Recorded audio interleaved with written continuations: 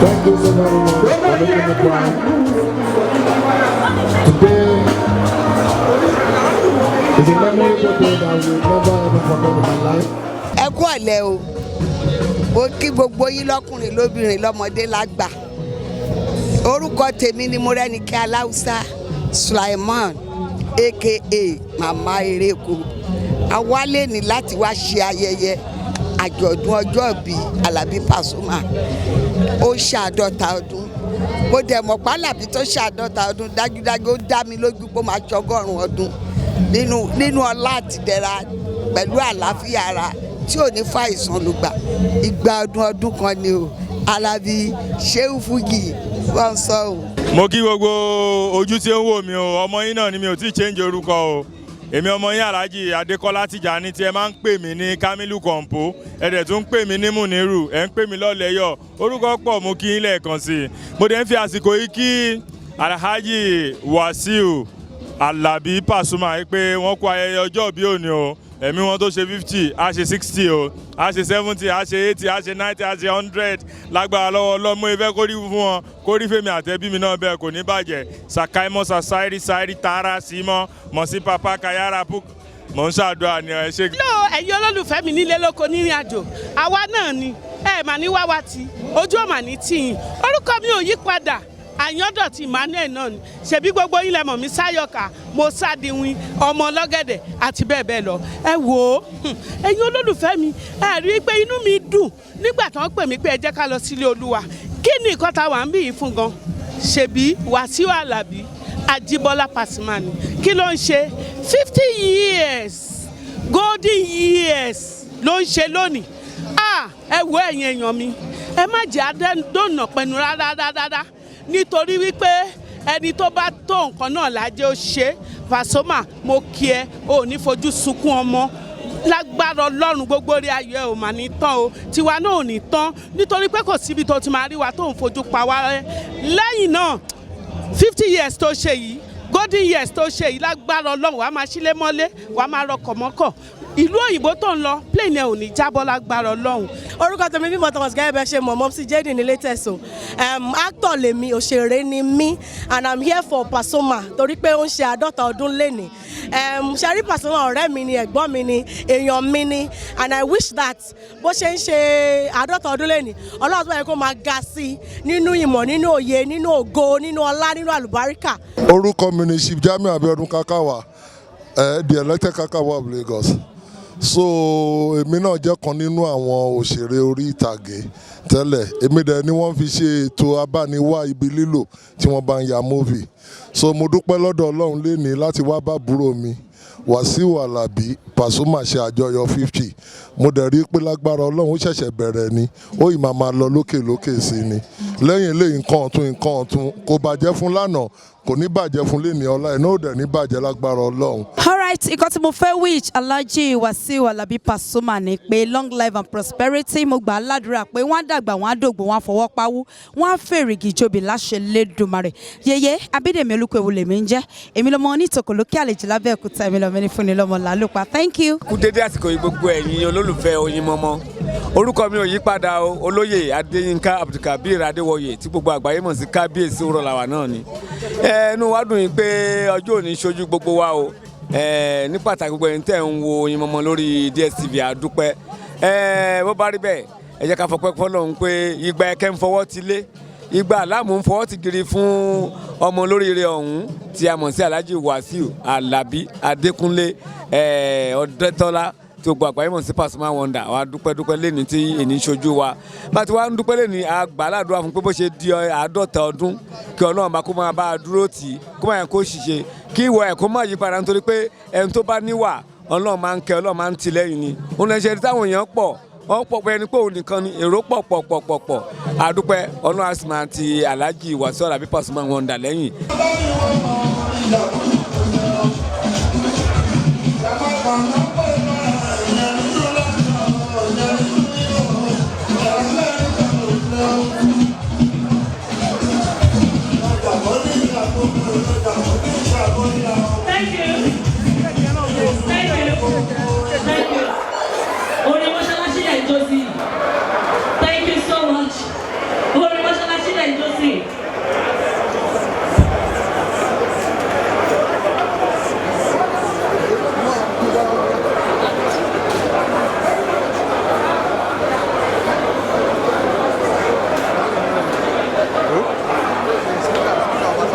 Orúkọ tèmi ni Chief Tajudeen Abayomi Sumola.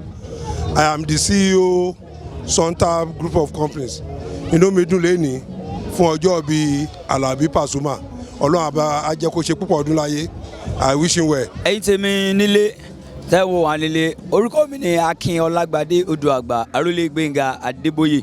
Mo ní mo dúpẹ́ o bàbá tó pè mí o olè ènìyàn ẹ̀wògùn táyé gbé bó ṣe ilé wọn lórí gìrìgìrì ẹsẹ̀ Olúwa tilẹ̀kùn mọ́ wọn. Mo dúpẹ́ o bàbá tó pè mí o olè ènìyàn a kí gbogbo yín káàbọ̀ lọ́mọdé lágbà lọ́kùnrin lóbìnrin síbi àjọ̀dún bàbá wa 50 years birthday tí wọ́n ń ṣe lénìí igba ọdún kan ni. Orúkọ mi ni Abíọ́dún Tajudeen Ọlárẹ̀wájú.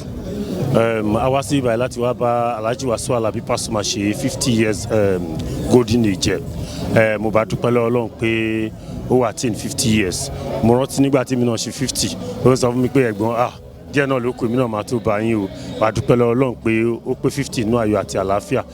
Ní agbára Ọlọ́run ẹ̀mí gígùn àlàáfíà ló máa fi ṣe ìtókù. 60, 70, 80, 90 inú ọlá ìdẹ̀ra ẹ̀mí gígùn àlàáfíà. Thank you very much. Mo kí gbogbo ẹ̀yin tí ẹ wò wá lé orúkọ tèmi ni Aláìtẹ́wò Babátúndé Alhassan tí gbogbo ẹ mọ̀ sí Ògògó. Ẹnu mi dùn ní ẹni púpọ̀ pé Alabi Pasuma òun náà ti wà ní stage tẹ́ pé tí wọ́n bá ń sọ̀rọ̀ àwọn àgbàlagbà inú ilé wọ́n máa pè síbẹ̀ ń sìn but by the time tó bá yìí wà in age of 30, 40 wọn tó bá yìí sọ̀rọ̀ àwọn elders at home or in the family wọn ò ní gbé ẹni yẹn ṣùgbọ́n ní àti èdè ìrọ̀bá ẹ̀sìn tí wọ́n bá ń ṣe ìpàdé àgbààgbà nínú ilé òun náà ó ti join kakọ́ọ̀sì wà báyẹn mo kí pé ó kó rere òkè òkè ní ọlá ẹ̀ máa lọ gbogbo tó fi ojú ọwọ́ ṣe kò ní fi ẹ̀yàn ọwọ́ dànù ní èní yìí bìlá ilẹ̀ sílá wà inú mi dùn pẹ̀lú ẹ̀ púpọ̀. Please can I have that money to be given out now? So the winner, the first winner, I'm told to divide the money, but you must do another song. And if you do it well, you're good. Because the other artists, we have all stars in the building. So we have all stars in the building. We have the main list. Let's have the money. Thank you so much. And the first, we need the first to have the sum of 35,000. While the second should have the sum of 15,000. So the money, so give her 15 and you have 35. You can go down, please. Thank you so much. So what do you have to say to Pasuma Wanda? Thank you very much. Thank you very much. Thank you so much. So we need. Orúkọ tèmi ni Olúwabùkọ́lá yèyí ọ̀gá ńlá. Orin Pasuma tí mo kọ tí mo fi win owó tó wà lọ́wọ́ mi.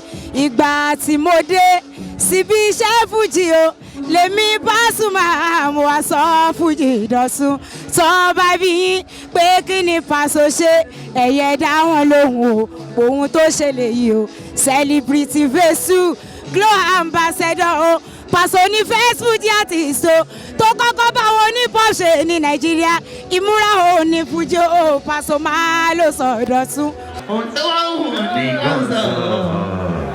DJ, are you ready for me? Yeah. All beats. All beats.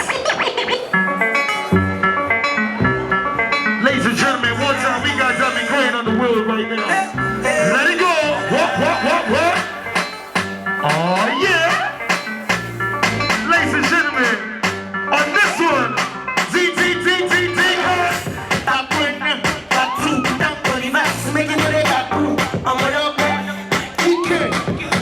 watch out for my crew. Move face you. I want you right now. Move face you. Baby, I can't reach you right now. Move face you. Say what? I want you right now. Move face you. Baby, I can't reach you right now. Hey, no bite down. No let me better come and don't bite down. Say what? Wait, don't bite down. If you need love, I'll give it to you all night long. See all the things that be talking online.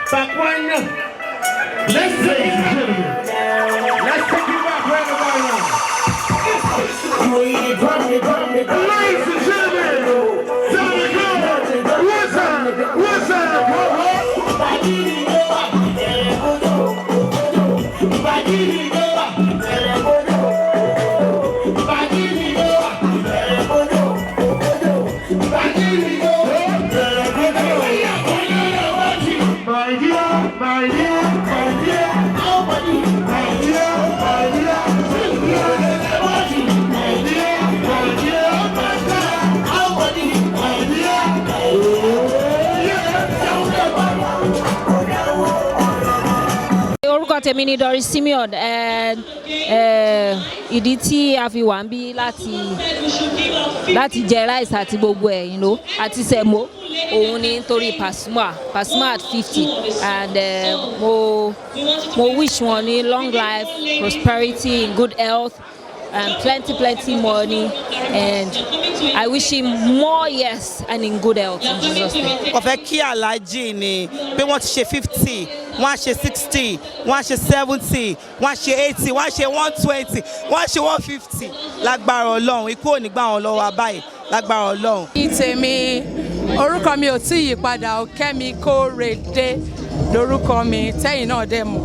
ẹ̀yin olólùfẹ́ mi ọlọ́run á máa ràn yín lọ́wọ́ ẹ ṣé àdúpẹ́ o pẹ̀lú gbogbo bẹ́ẹ̀ ń support wa ní everywhere tá à ń lọ a tún wá sí Pasuma at 50 ẹ tún wá support wa náà ń bí pẹ̀lú Pasuma at 50 ẹ bá wa ṣe àdúrà fún Alhaji Wasiu Ajibola Ọmọdétọ́lá pé wọ́n máa ṣe púpọ̀ ọdún láyé nínú owó ọmọ àlàáfíà àìkúbálẹ̀ ọ̀rọ̀ gbogbo nǹkan tó bá ń lé ọmọ àbá èyí tí wọn ò fẹ́ ọlọ́run ọba arúọlá èní yìí á ṣe fún un.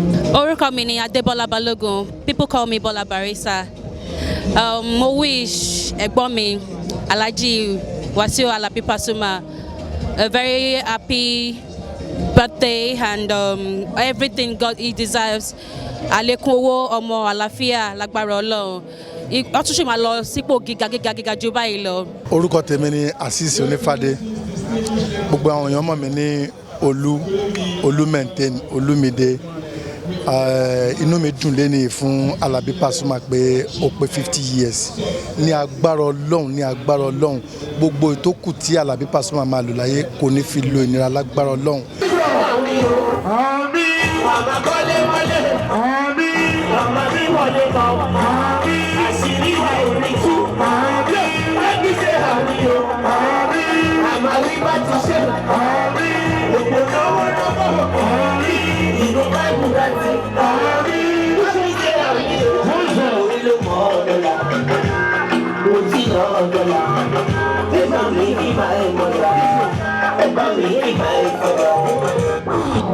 Ẹ bá mi kí ọ̀gá ńlá ẹbí ṣe àmì o. Àmín. Àmà kọ́lé mọ́lẹ̀. Àmín. Àmà bíbọ̀ lé mọ́. Àmín. Àṣírí yìí ò ní tú. Àmín. Ẹbí ṣe àmì o. Àmín o. Àmà rí bá ti ṣe. Àmín. Gbogbo náwó. Àmín. Láti o. Àmín o. Ṣùgbọ́n bá Ferrari o. Àmín. Ṣùgbọ́n build mansion. Àmín. Oyin mọ́mọ́ lè tò ẹ̀yin tèmi Alhaji Abdulgani Ọláyínká Quadri Agbákin of Oro Kingdom ló ń kí gbogbo yín lè mọ̀ pé Oyin mọ́mọ́ lè tò òun náà ló fi wà níbi ọjọ́ bíi Paso at 50 Paso for Waso Paso pẹ̀lú Agbákin ọmọ ńlá of Oro Kingdom Agbákin kí ọmọ ńlá of Oro Kingdom Oyin mọ́mọ́ òun ní kẹ́ máa wù. God bless. Èyí wù mí. We are here live and direct at Alhaji Pasuma Alabi 50th birthday. Mo wish ẹ ní long life and prosperity. Ẹ̀mí ẹ̀ máa ṣọ̀pọ̀ ọdún láyé o. A wà níbi tó ti ṣe 50th birthday Alhaji Wasiu Ajibola Pasuma. In fact, ìgbà ọdún kan ni o. Mi ò ní láti sọ̀rọ̀ púpọ̀. Ẹ̀yin tèmi ẹ ti mọ̀. Tí ó bá ti sí Paso kò sọmọ Bánkẹ́. Àjọ lẹ̀pọ̀, àjọ rò pọ̀ ni. Torí ẹ̀ mo yẹ dé. Paso at 50 ní agbára Ọlọ́run wàá ṣe 60 wàá ṣe 70 wàá ṣe 80 wàá ṣe 90 wàá ṣe 100 wàá ṣe 200 it's okay my brother God bless you God bless your new age ní agbára Ọlọ́run wàá túbọ̀ pẹ́ fún mi lágbára Ọlọ́run ọ̀rẹ́ túbọ̀ dayọ̀ ọmọ Ajíbọ́lá mo gbé fún ẹ. Orúkọ mi ni Bọ́sẹ̀dé Arówóṣẹ́gbà Àrẹ̀mú aka Anikishaya. Pasuma at 50 bọ̀dá yẹn try tó dàbí ọmọ 28 yẹn wọ́n ti try jù wọ́n ti nice jù wọ́n máa accommodate èèyàn ní atọ́kùnrin àtobìnrin wọ́n máa accommodate ẹ̀ azimi mọ bí mo tiẹ̀ ṣe lè explain but mi ì lè fi wọ́n ṣeré torí mo máa ń pè wọ́n ní small daddy my small daddy lágbára Ọlọ́run wọ́n á ṣe 50 mi 100 mi lẹ́yìn 50 a máa ṣe dé 100 gbogbo wa ni o ẹnìkan kò ní yọ ẹnìkan kan lẹ̀ o òun á ṣe 50 á ṣe 100 á ṣe 150 bọ̀ lẹ́yìn 150 mo yọ̀ǹda kọ́ máa lọ torí èmi náà 150 ni màá tó yọ̀ǹda ara mi Ọlọ́run á fún ọ lẹ́mìí gígùn nínú àlàáfíà nínú owó wọn ní wálẹ̀ wọn ní rẹlẹ̀ lágbára Ọlọ́run ire máa máa tọ̀ wọ́n wá àti ọmọ àti ará àti ẹbí lágbára Ọlọ́run.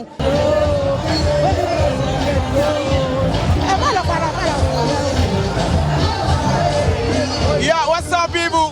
How you doing, people? Oh, tonight we're here at Paso at 50. My name is Olatayo Amokade, aka Ijebu. Yeah, Alhaji Pasuma Wonder. Happy birthday to you. Long life and prosperity. We love you. Oh yeah, HOD.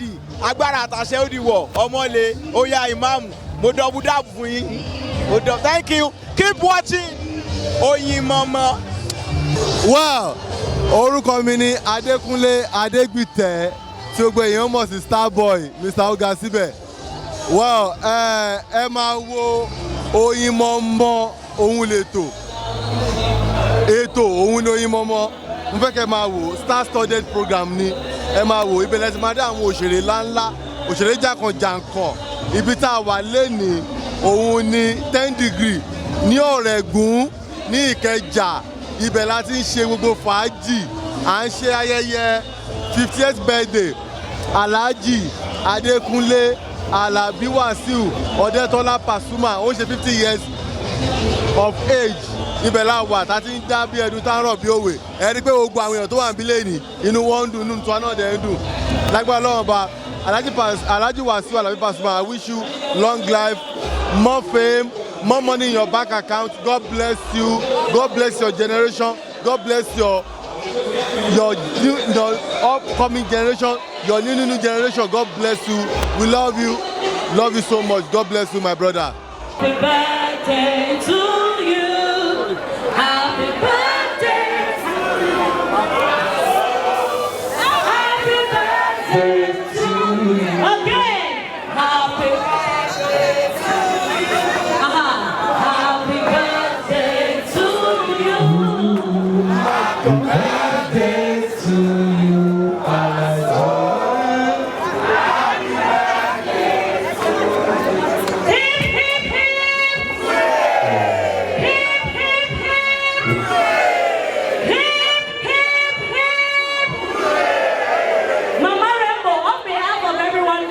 Something, Mama.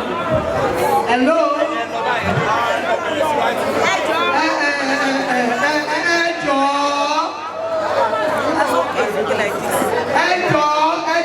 On behalf of all the stars, Koki ọmọlọ́jọ́ bí ẹjẹ́ àgbọ̀ràn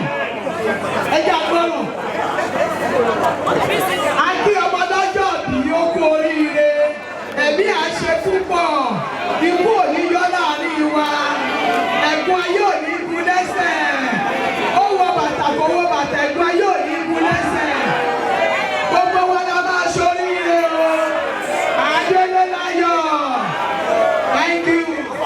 Ẹ jọ ṣọlẹ̀ kọrin ẹlẹ́kọ̀ọ́ sí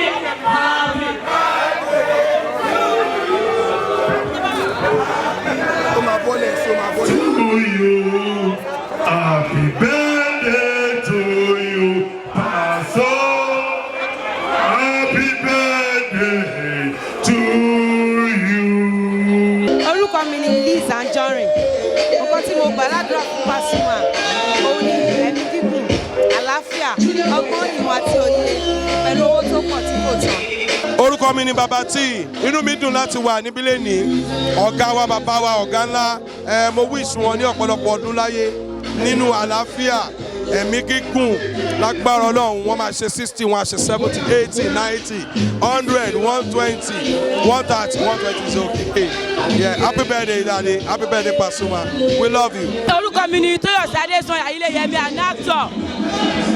Pasuma wonder, long life and prosperity. Gone are the days. During my university days at the University of Ibadan, you stood by me. You make me feel I will be somebody in life. I'm lettered because of you. You are a great philanthropist. You are a force to reckon with.